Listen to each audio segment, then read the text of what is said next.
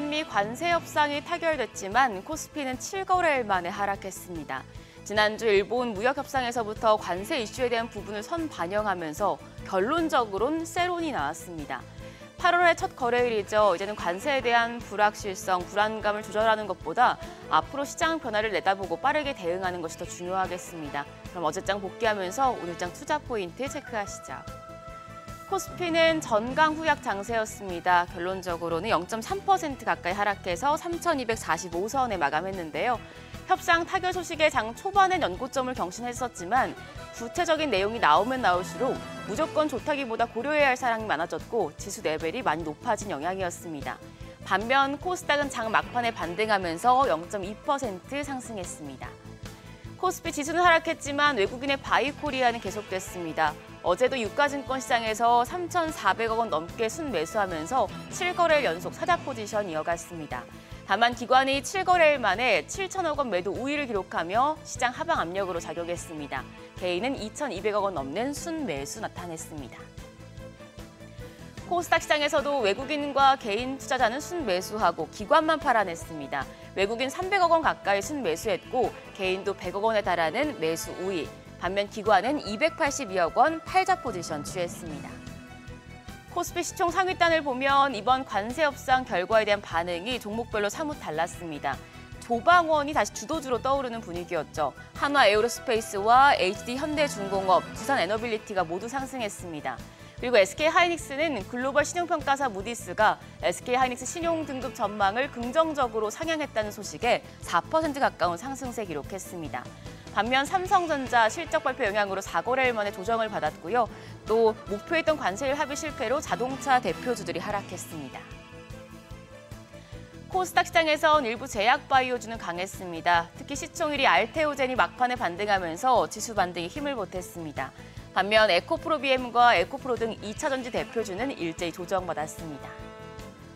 환율은 상승했습니다. 정규장 마감 시간 달러 기준 3원 90전 올라 1,387원의 거래를 마쳤습니다.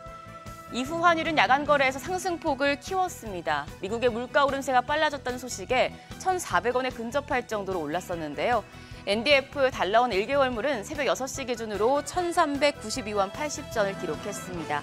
오늘도 외환시장 상승 출발할 가능성이 높겠습니다. 오늘부터 미국이 새 상호 관세를 부과합니다. 이제 불확실성에 대응하기보다 미국의 관세에 따른 영향을 철저하게 분석해서 투자 전략 세우셔야겠는데요.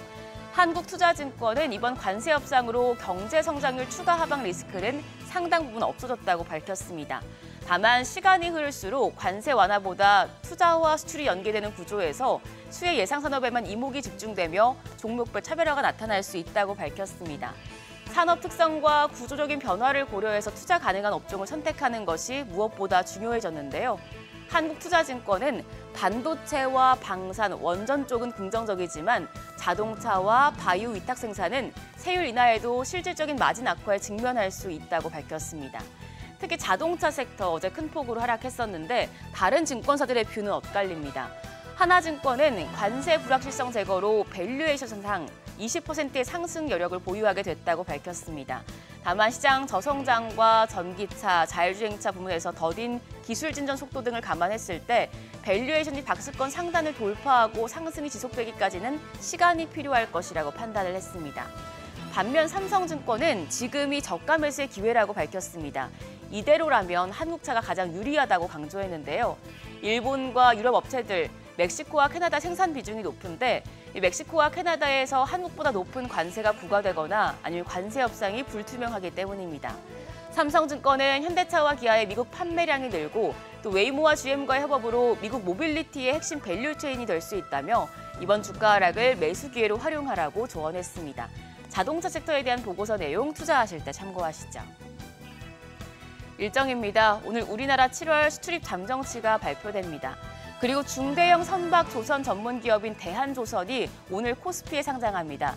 대한조선 하반기 IPO 대여로 꼽혀왔는데요. 오늘 흥행하면서 조선업종 분위기를 더 끌어올릴지 주목되고 있습니다.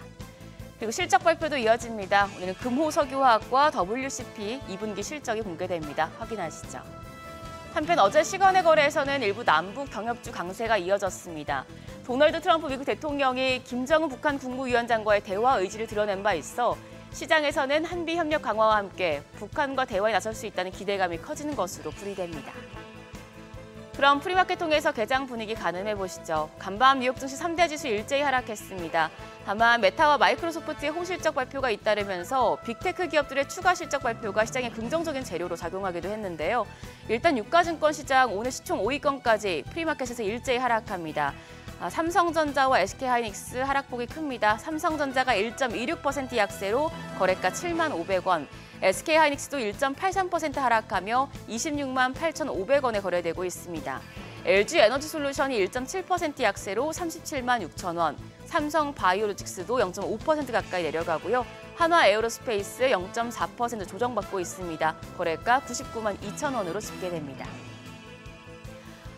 지금 코스닥 쪽에서도 시장 분위기가 좋지 않습니다. 일단 5위권까지 모두 약세인데요. 알테오젠이 2.3% 하락합니다. 거래가 44만 3,500원.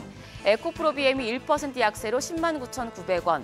펩트론이 1.7% 내림세로 거래가 28만 8,500원으로 집계되고 있고요. 에코프로도 조정 이어집니다. 1.1% 약세로 거래가는 4만 8,750원. 마지막으로 HLB까지 1.46% 하락하면서 4만 7,300원에 거래되고 있습니다. 8월의 첫 거래일입니다. 코스피 연고점을 경신하며 레벨을 높이다가 숨고르기에 들어간 상황인데 오늘 일단 프리마켓을 보면 시장 분위기 그렇게 좋지 않을 것으로 예상이 되고 있습니다. 어떻게 대응하면 좋을지 머니쇼와 함께 투자 전략 세워가시죠. 지금까지 어제장 오늘장이었습니다.